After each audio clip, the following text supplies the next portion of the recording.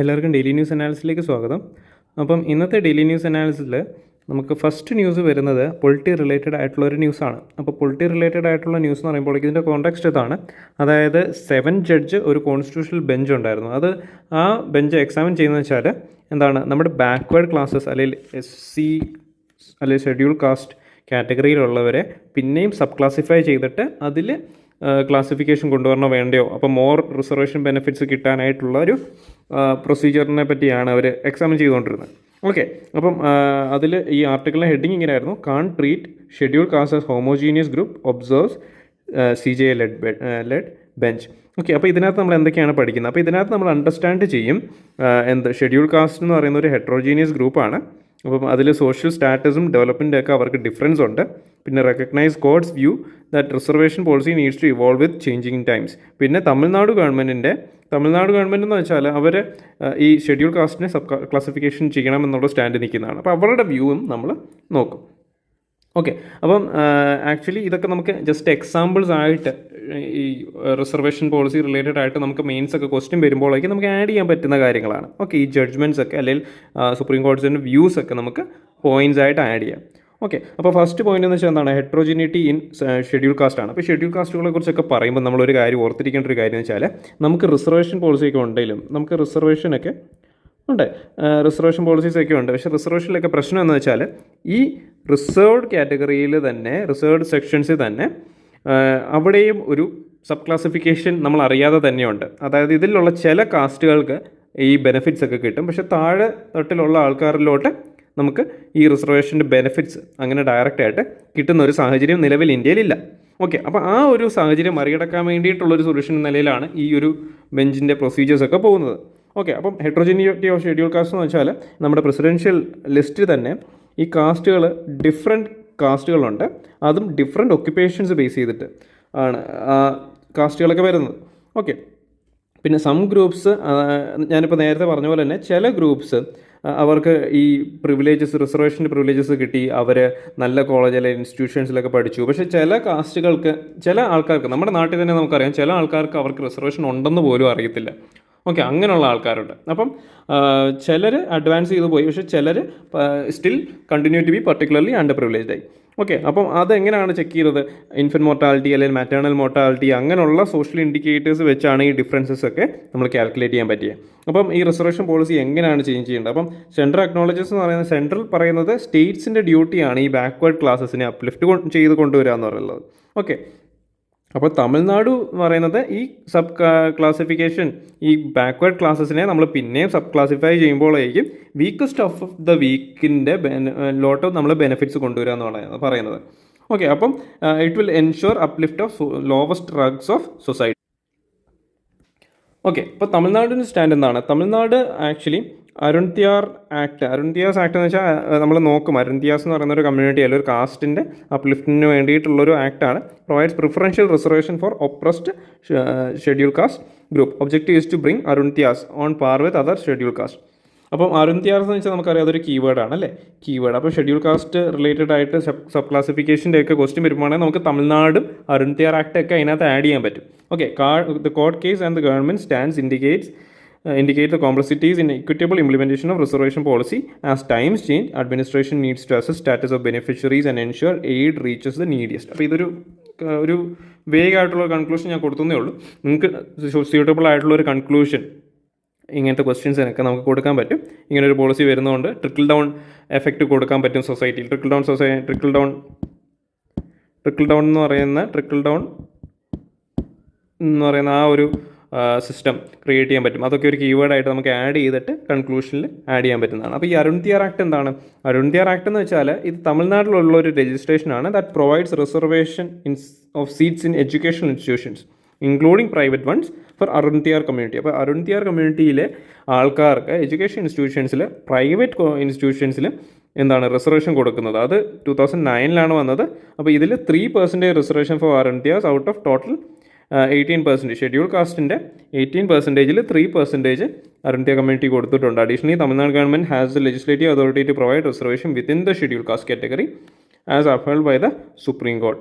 This puts overall reservation at Tamil Nadu at 69%. അപ്പോൾ ഇത് നമുക്ക് റിസർവേഷൻ ബേസ് ചെയ്തിട്ടൊക്കെ ഇടയ്ക്ക് ലെജിസ്ലേഷൻ വന്നപ്പോൾ, അതായത് നമ്മുടെ EWS ഒക്കെ വന്നപ്പോഴേക്കും എന്താണ് 50% കൂടുതൽ റിസർവേഷൻ വരാൻ പാടില്ല അങ്ങനെയൊക്കെ പറഞ്ഞപ്പോഴേക്കും തമിഴ്നാടിൻ്റെ ഈ 69% റിസർവേഷനെ കുറിച്ചൊക്കെ ന്യൂസ് വന്നിട്ടുണ്ടായിരുന്നു. അപ്പോൾ ഇതൊക്കെ വന്നത് ഈ കുറേ ഇങ്ങനത്തെ അവിടെ തമിഴ്നാട്ടിൽ കൂടുതലും ബാക്ക്വേർഡ് ക്ലാസ്സസ് ആണ് പോപ്പുലേഷൻ വൈസ് കൂടുതലുള്ളത്. അപ്പോൾ അങ്ങനെയൊക്കെ ഉള്ളൊരു സിനാരി ആയതുകൊണ്ടാണ് തമിഴ്നാട്ടിൽ ഇത്രയും പെർസെൻറ്റേജ് റിസർവേഷൻ വന്നേക്കുന്നത്. ഓക്കെ, പിന്നെ നെക്സ്റ്റ് ന്യൂസ് എന്ന് വെച്ചാൽ നമുക്ക് എക്കണോമി അല്ലെങ്കിൽ നാഷണൽ ഡെവലപ്മെൻ്റ് ഒക്കെ റിലേറ്റഡ് ആയിട്ടുള്ളൊരു ന്യൂസാണ്. അപ്പം ഇത് ആക്ച്വലി ഫാസ്ടാഗിനെ പറ്റിയാണ്. അപ്പം എന്താണ് കോൺടാക്ട്സ് എന്ന് വെച്ചാൽ നിതിൻ ഗഡ്കറി പറഞ്ഞത് നമുക്ക് സാറ്റലൈറ്റ് ബേസ് ചെയ്തിട്ടുള്ള അല്ലെങ്കിൽ GPS ബേസ്ഡ് ചെയ്തിട്ടുള്ള ടോൾ കളക്ഷൻ സിസ്റ്റം ഫാസ്ടാഗിനെ റീപ്ലേസ് ചെയ്യും. അത് ലോക്സഭാ പോൾസിന് മുമ്പ് നടക്കുമെന്നാണ് പുള്ളി പറഞ്ഞത്. അപ്പോൾ ഇതിനകത്ത് ലേണിംഗ് ഔട്ട്കംസ് എന്നാണ് appreciate will be able to understand about FASTags, പിന്നെ അണ്ടർസ്റ്റാൻഡ് എന്താണ് ഈ GPS ടോളിംഗ് സിസ്റ്റം എങ്ങനെയാണ് ഫങ്ഷൻ ചെയ്യുന്നത് നമ്മൾ പഠിക്കും. പിന്നെ ഈ ഒരു ഇംപ്ലിമെൻറ്റേഷൻ്റെ ചാലഞ്ചസും ബെനഫിറ്റ്സും നമ്മൾ നോക്കും. ഓക്കെ, അപ്പം ഈ RFID ബേസ്ഡ് ആയിട്ടുള്ള അതായത് റേഡിയോ ഫ്രീക്വൻസി ഐഡൻറ്റിഫിക്കേഷൻ ബേസ് ചെയ്തിട്ടുള്ള ഫാസ്ടാഗ്സ് എങ്ങനെയാണ് വർക്ക് ചെയ്യുന്നത്, അത് എന്താണ് നമ്മുടെ വണ്ടിയുടെ വിൻസ്ക്രീനിൽ സ്റ്റിക്കേഴ്സ് ആയിട്ടാണ് ഇത് വെച്ചേക്കുന്നത്. ഇത് പേയ്മെൻറ്റ് മെത്തേഡ്സുമായിട്ട് ലിങ്ക് ചെയ്തിട്ടാണ്. അതായത് ഈ ടോൾ പാസ് ചെയ്യുമ്പോൾ ഓട്ടോമാറ്റിക്കലി ഈ എമൗണ്ട് ഡിഡക്റ്റ് ആവും. ഓക്കെ, അപ്പം ഇത് ക്യാഷ് ഹാൻഡ്ലിംഗ് കുറച്ചു, ടോൾ ട്രാൻസാക്ഷൻസ് കൂട്ടുകയും ചെയ്തു. അപ്പോൾ ഈ സിസ്റ്റത്തിൻ്റെ പോരായ്മകൾ എന്താണ്? അപ്പോൾ ഇങ്ങനൊരു സിസ്റ്റം നമ്മൾ ഇംപ്ലിമെൻറ്റ് ചെയ്തിട്ട് പോലും ഈ ടോൾ ബൂത്ത്സുകളിൽ എന്താണ് ലാർജ് എമൗണ്ട് ഓഫ് ക്യൂസ് ഉണ്ട് ഈ ടാഗ് റീഡിങ്ങിന് വേണ്ടിയിട്ട് തന്നെ.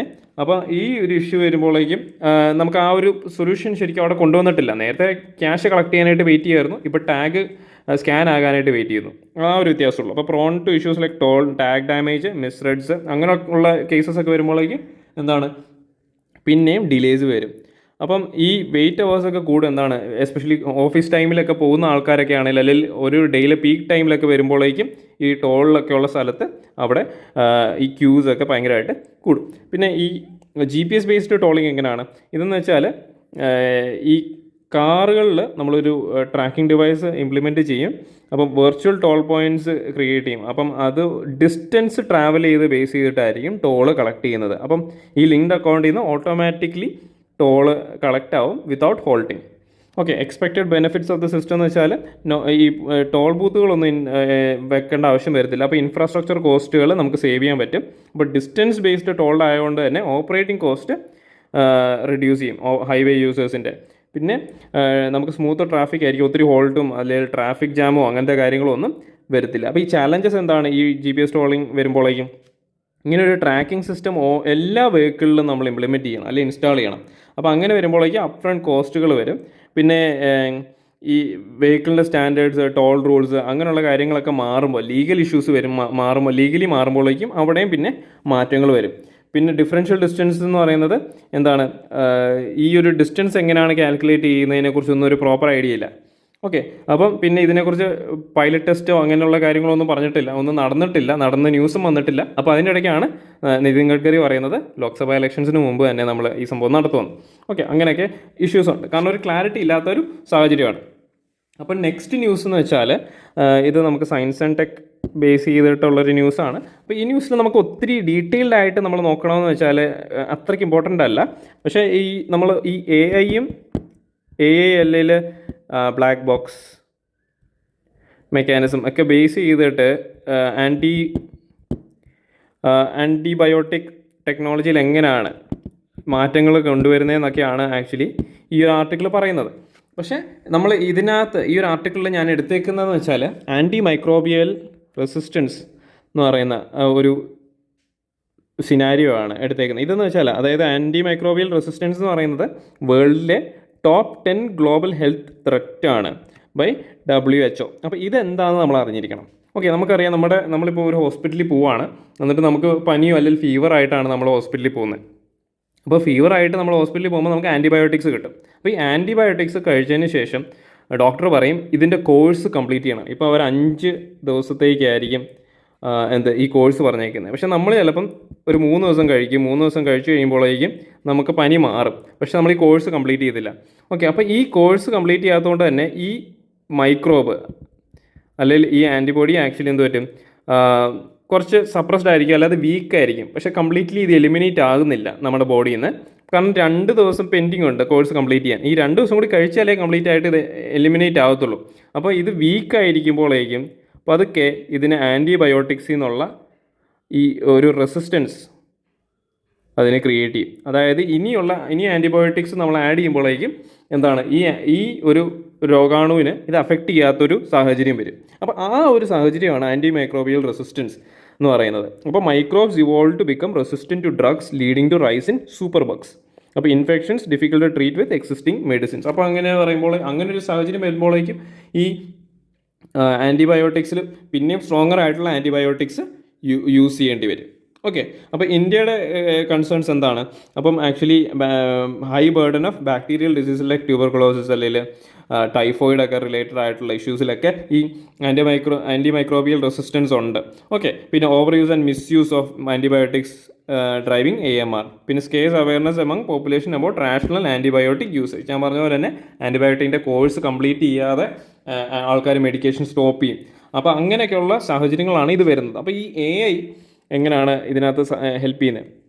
അപ്പോൾ novel AI techniques can hugely accelerate drug candidate screening, enable scanning millions of compounds of antibiotic potential. പിന്നെ machine learning model on explainable lines for better adoption. പിന്നെ ഈ machine learning base ചെയ്തിട്ടുള്ള codes, അതാണ് actually black box scenario എന്നൊക്കെ പറയുന്നത്. അപ്പോൾ അത് just ഓർത്തിരുന്നാൽ മാത്രം മതി. ഈ AMRനെ ടാക്കിൾ ചെയ്യാനായിട്ടുള്ള ലീഡ്സ് അല്ലെങ്കിൽ പൊട്ടൻഷ്യൽ ടെക്നോളജീസൊക്കെ AI ഉപയോഗിച്ചിട്ട് കണ്ടുപിടിക്കാൻ പറ്റുമെന്നാണ് പറയുന്നത്. അപ്പോൾ മൾട്ടി പ്രോഗ് സ്ട്രാറ്റജി, അതായത് പുതിയ പ്രോഗ്രാംസ് വേണം ആൻറ്റിബയോട്ടിക് പ്രിസ്ക്രിപ്ഷൻ ആൻഡ് യൂസേജിനെ എഫക്റ്റീവ് ആക്കാനായിട്ട്. Invest in upgrading diagnosis infrastructure across health care system. ഇതൊക്കെ വെച്ചാൽ ആക്ച്വലി വേ ഫോർവേഡുകളാണ്. Boost funding on infectious disease research and drug innovation, foster public awareness about antibiotic misuse risk.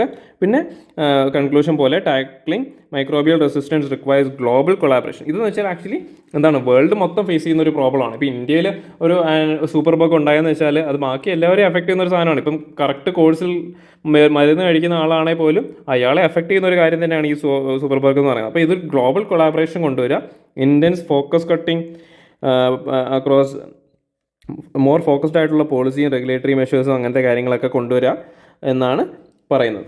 Okay, പിന്നെ next എന്ന് വെച്ചാൽ നമ്മുടെ environment അല്ലെങ്കിൽ economy ഒക്കെ related ആയിട്ട് നമുക്ക് ആഡ് ചെയ്യാൻ പറ്റുന്ന ഒരു ന്യൂസാണ്. അപ്പോൾ ഇത് ആക്ച്വലി എന്താണ്, സൂട്ട് പൊല്യൂഷനെ കുറിച്ചാണ് പറഞ്ഞത്. ഇപ്പോൾ സൂട്ട് പൊല്യൂഷൻ എന്ന് വെച്ചാൽ US റെഗുലേറ്ററി മെഷേഴ്സ് ഉണ്ടായിരുന്നു ആക്ച്വലി സൂട്ട് പൊല്യൂഷനെ കൺട്രോൾ ചെയ്യാനായിട്ട്. ഓക്കെ, നമ്മൾ ഈ സൂട്ട് പൊല്യൂഷൻ അല്ലെങ്കിൽ PM പർട്ടിക്കുലർ മാറ്റർ 2.5 എന്താണെന്ന് നമ്മൾ പഠിക്കും. ഓക്കെ, അതാണ് ഇതിനകത്ത് ഒരു കീവേഡായിട്ടുള്ളത്. അപ്പോൾ അതിനെക്കുറിച്ചാണ് നമ്മൾ നോക്കാൻ പോകുന്നത്. അപ്പം ഈ PM 2.5 അല്ലെങ്കിൽ സൂട്ട് എന്ന് പറയുന്നതിനെയാണ് നമ്മൾ ബ്ലാക്ക് കാർബൺ എന്ന് പറയുന്നത്. അപ്പോൾ ഇത് key component of particulate matter in air pollution ആണ്. ഇത് second largest contributor to global warming after CO2 ആണ്. ഇത് ഇമ്പോർട്ടൻ്റ് ആണ് കേട്ടോ. അപ്പോൾ പ്രിലിംസ് ബേസ് ചെയ്തിട്ട് നമുക്ക് ക്വസ്റ്റ്യൻ ഒക്കെ വന്നു കഴിഞ്ഞാൽ, സ്റ്റേറ്റ്മെൻറ്റ് വൈസ് ക്വസ്റ്റ്യൻസ് ഒക്കെ വന്നു കഴിഞ്ഞാൽ അത് നോട്ട് ഓൺ ചെയ്തോണം. എമിറ്റഡ് ഫ്രം ട്രാൻസ്പോർട്ട് ഇൻഡസ്ട്രീസ് അല്ലെങ്കിൽ ബേണിംഗ് ഫോസിൽ ഫ്യൂൾസ് ഒക്കെ ബേസ് ചെയ്തിട്ടാണ് ഈ ബ്ലാക്ക് കാർബൺ അല്ലെങ്കിൽ സൂട്ട് വരുന്നത്. ഇത് അബൌട്ട് എന്താണ് ഇതിൻ്റെ ഒരു പ്രശ്നം വെച്ചാൽ ഇത് ഭയങ്കര കുറച്ച് നാളത്തേക്കേ കാണത്തുള്ളൂ, കുറച്ച് നേരത്തേക്കേ ഉള്ളൂ ഇതിൻ്റെ ആയുസ് എന്ന് പറയുന്നത്. പക്ഷേ ഇത് 10,000 times more heat trapping than CO2 ആണ്. ഓക്കെ, ഇതിൻ്റെ മേജർ ഇഷ്യൂസ് എന്താണ്? It absorbs sunlight and heats atmosphere, darkens glaciers, reducing reflectivity and hastening melt. അപ്പം ഇത് ഹീറ്റ് അബ്സോർബ് ചെയ്യും അറ്റ്മോസ്ഫിയറിൽ നിന്ന്, പിന്നെ ഗ്ലേഷ്യേഴ്സിനെ ഡാർക്കൻ ചെയ്യും. അപ്പോൾ അങ്ങനെ വരുമ്പോഴേക്കും റിഫ്ലക്ഷൻ നടത്തുന്നത് കുറയും. അപ്പം എന്തായി, ഗ്ലേഷ്യേഴ്സ് മെൽറ്റ് ആകും. ഓക്കെ, റെസ്പിറേറ്ററി ഇഷ്യൂസും റെഡ്യൂസ് ലൈഫ് എക്സ്പെക്റ്റൻസിയും നടക്കും.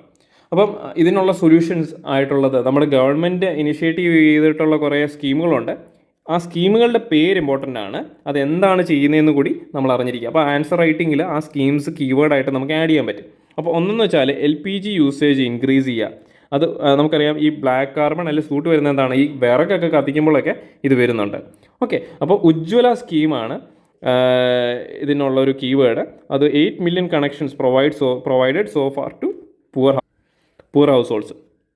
പിന്നെ ട്രാൻസ്പോർട്ട് ഫ്യൂവൽ ക്വാളിറ്റി സ്റ്റാൻഡേർഡ്സ്, അതായത് എന്താണ് BS4 to BS 6 ഇൻക്രീസ് ചെയ്യുക. അപ്പം sulphur and particular matter emissions കുറയ്ക്കാൻ പറ്റും. പിന്നെ biofuel blending programmes like E20 SATAT, okay, അതായത് compressed biofuel plants, biogas plants being set up across India's villages. പിന്നെ reduce transport and agriculture burning. അപ്പം എന്താണ് electrical mobility കൂട്ടുക. ഈ ഫെയിം സ്കീം, ഇപ്പം നമുക്ക് പ്രിലിംസിലൊക്കെ ചോദിക്കാം ഫെയിം സ്കീം എന്തുമായിട്ട് റിലേറ്റഡ് ആണ്, എന്നിട്ട് ഓപ്ഷൻസ് തരാം, സോളാർ ചാർജിങ് അല്ലെങ്കിൽ ഇലക്ട്രിക് വെഹിക്കിൾസ്. അപ്പോൾ ആൻസർ ഇലക്ട്രിക് മൊബിലിറ്റി റിലേറ്റഡ് ആയിട്ടുള്ള ഒരു സ്കീമാണത്. ഓക്കെ, അപ്പോൾ ₹10,000 crore outlay on EVs including 2-wheelers and buses. അപ്പോൾ managing crop residue through farm mechanisation schemes, 50-80% subsidies for machines that tackles stubble burning. Stubble burning എന്ന് പറഞ്ഞാൽ പഞ്ചാബിൽ stubble burning burn ചെയ്തിട്ട് അത് നമുക്ക് ഡൽഹിയിൽ പൊല്യൂഷൻ ഇഷ്യൂസ് ഒക്കെ ഉണ്ടാകുന്നുണ്ടായി. നമുക്ക് ലാസ്റ്റ് ഇയർ പ്രിലിംസിൽ അല്ലെങ്കിൽ ലാസ്റ്റ് ഇയർ കറണ്ട് അഫയേഴ്സിലുണ്ടായിരുന്നൊരു ഇതായിരുന്നു, അതൊക്കെ ഓർത്തിരിക്കുക. പിന്നെ national and urban level air quality planning interventions, അതായത് National Clean Air Programme update ചെയ്ത എന്താ 40% PM reduction target by 2026 launched as a long term time bound initiative ആണ്. സിറ്റി സ്പെസിഫിക് ആക്ഷൻ പ്ലാൻസ് വേണം, എന്താണ് targeting major air pollution sources. അപ്പോൾ tailored plans for 131 cities based on emission inventory.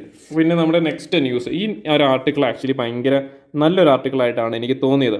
അപ്പോൾ ഇത് actually എന്താണ്, uniform civil code എങ്ങനെ ആയിരിക്കണം, അല്ലെങ്കിൽ അതിൻ്റെ ഒരു ഡിഫറെൻറ്റ് തലങ്ങളിലുള്ള ഒരു കമ്പാരിസൺ ആയിട്ടാണ് എനിക്ക് തോന്നിയിരിക്കുന്നത്. അപ്പോൾ ഇതിൻ്റെ കോണ്ടെക്സ്റ്റ് എന്താണ്, recent debate around uniform civil code in India.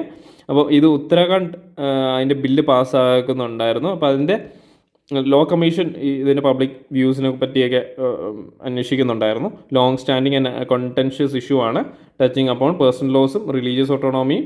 അപ്പം സ്റ്റേറ്റിൻ്റെ റോളിനെ പറ്റിയൊക്കെ ബാധിക്കുന്ന ഒരു സംഭവമാണ് ഈ യൂണിഫോം സിവിൽ കോഡ്. അപ്പോൾ അതിനെക്കുറിച്ചൊക്കെയാണ് ഈ ഒരു ആർട്ടിക്കിൾ പറയുന്നത്. അപ്പോൾ ഇതിൽ നമ്മൾ എന്താണ് പഠിക്കുന്നത്, understand the constitutional and legal framework around personal laws in India, analyse the arguments for and against a uniform civil code, പിന്നെ assess the challenges in accommodating diversity while ensuring gender justice and equality. Okay, അപ്പം ഇത്രയും കാര്യങ്ങൾ, ഇത് actually നമുക്ക് ഭയങ്കര important ആയിട്ടുള്ള ഒരു ആർട്ടിക്കിളായിട്ടാണ് എനിക്ക് തോന്നിയേക്കുന്നത്. അപ്പം നമുക്ക് ഡിഫറെൻറ്റ് ലെവലിലുള്ള ഇൻപുട്സ് നമുക്ക് ഇതിൽ നിന്ന് കിട്ടും. അപ്പോൾ ഇവർ ആദ്യമേ കമ്പയർ ചെയ്യുന്നത് പേഴ്സണൽ ഓട്ടോണോമിയും സ്റ്റേറ്റ് അതോറിറ്റിയും തമ്മിലുള്ള ഒരു കമ്പാരിസൺ ആണ്. അപ്പോൾ question of personal laws involves personal and religious autonomy versus state authority to reform familiar relations. അപ്പോൾ ഈച്ച് റിലീജിയസ് ഗ്രൂപ്പിന് ഒരു കൾച്ചറൽ ഓട്ടോണോമി ഉണ്ട്. അപ്പം അത് ആക്ച്വലി എന്താണ്, ഇപ്പം മുസ്ലിം പേഴ്സണൽ ലോ ഡിഫറെൻ്റ് ആണ്, പിന്നെ അതുപോലെ തന്നെ ഹിന്ദു പേഴ്സണൽ ലോ ഡിഫറെൻ്റ് ആണ്. ഇപ്പം ഹെറിഡിറ്ററി റൈറ്റ്സിനൊക്കെ കേസസിൽ വരുമ്പോൾ ഡിഫറെൻറ്റ് വരും. അതുപോലെ തന്നെ മാരേജസിൻ്റെ കേസ് വരുമ്പോഴേക്കും രണ്ട് റിലീജിയനിലും ഡിഫറെൻ്റ് ആണ്. പക്ഷേ അത് ആ ഒരു ഇതെന്ന് വെച്ചാൽ ഒരു പേഴ്സണൽ ഓട്ടോണോമി വരുമ്പോൾ ഒരു പേഴ്സണെ സംബന്ധിച്ചിടത്തോളം ഉള്ള കാര്യവും സ്റ്റേറ്റിലുള്ള ലോയും അത് രണ്ടായിട്ടാണ് കാണുന്നത്. പിന്നെ regional differences in personal laws across states reflecting the diversity. അപ്പം ഇത് ആക്ച്വലി എന്താണ്, ആൾക്കാരുടെ ഡൈവേഴ്സിറ്റി അനുസരിച്ചും സ്റ്റേറ്റിൻ്റെ അതോറിറ്റി അനുസരിച്ചും എല്ലാം ഡിഫറൻസ് ആയിട്ടുള്ള ഭയങ്കര ഡൈവേഴ്സ് ആയിട്ടുള്ള നേഷനാണ് നമ്മുടേത്. അപ്പോൾ അതൊരു യൂണിഫോം ഇതിലോട്ട് വരുമ്പോൾ ഉള്ള പ്രശ്നങ്ങൾ. പിന്നെ constitutional provisions and multiculturalism ആണ് അവർ കമ്പയർ ചെയ്തേക്കുന്നത്. Indian constitution's commitment to cultural accommodation and outlawing discrimination. ഇപ്പോൾ article 29(1) guarantees right to conserve distinctive culture of all citizens.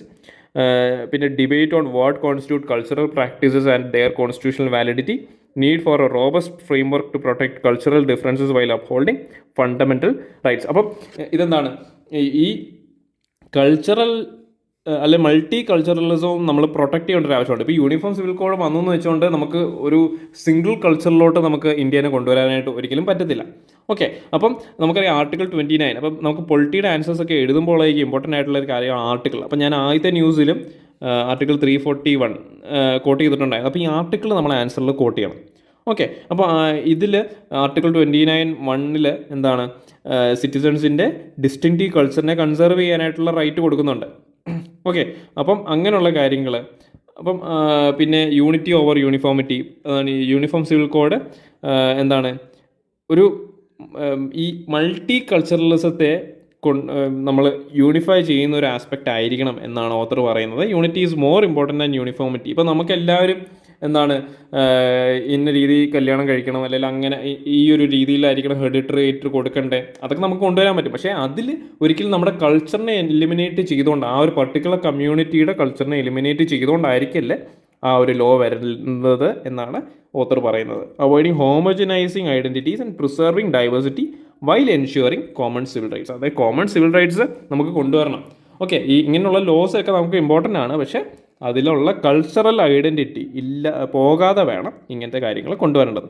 പിന്നെ അപ്രോച്ചസ് ടു അക്കോമഡേറ്റിംഗ് ഡിഫറൻസ്. ഇപ്പോൾ constitution offers integrationist and restricted multicultural approaches, cultural autonomy and state assistance to minority cultures seen as controversial, need to robust constitutional underpinnings for cultural differences and group rights. അപ്പോൾ എന്താണ്, അപ്പം cultural autonomy ഒക്കെ കൊണ്ടുവരുമ്പോഴേക്കും നമുക്കറിയാം ഒരു uniform ഇപ്പം religion അല്ലെങ്കിൽ personal authority മാറിയിട്ട് ഇപ്പം അല്ലെങ്കിൽ കൾച്ചറൽ ബേസ്ഡ് ആയിട്ടുള്ള അതോറിറ്റി മാറിയിട്ട് ഇപ്പോൾ സ്റ്റേറ്റ് ഐഡൻറ്റിറ്റിയിലോട്ട് വരുവാണ്. നമ്മളൊരു ഇന്ത്യക്കാരനാണ്, അങ്ങനെ ഒരു ഐഡൻറ്റിറ്റിയിലോട്ടാണ് യൂണിഫോം സിവിൽ കോഡ് വരുന്നത്. അപ്പം അവിടെ കൾച്ചറോ അല്ലെങ്കിൽ കൾച്ചറൽ ഐഡൻറ്റിറ്റിയൊക്കെ ഇമ്പോർട്ടൻസ് കുറയും. അപ്പോൾ അങ്ങനെ വരുമ്പോഴേക്ക് state assistance to minority cultures, അത് ലാംഗ്വേജ് ആകാം, റിലീജിയൻ ആകാം, അങ്ങനെയുള്ള കൾച്ചേഴ്സിനുള്ള അസിസ്റ്റൻസിനെ ബാധിക്കില്ല. അപ്പോൾ അങ്ങനെയുള്ള കാര്യങ്ങൾ ഇവർ പറയുന്നുണ്ട്. അപ്പോൾ ആ മൾട്ടി ലെവലിലുള്ള അണ്ടർസ്റ്റാൻഡിങ് നമുക്ക് ഈ ഒരു ആർട്ടിക്കിളിൽ നിന്ന് കിട്ടും. Equality within communities over equality between communities.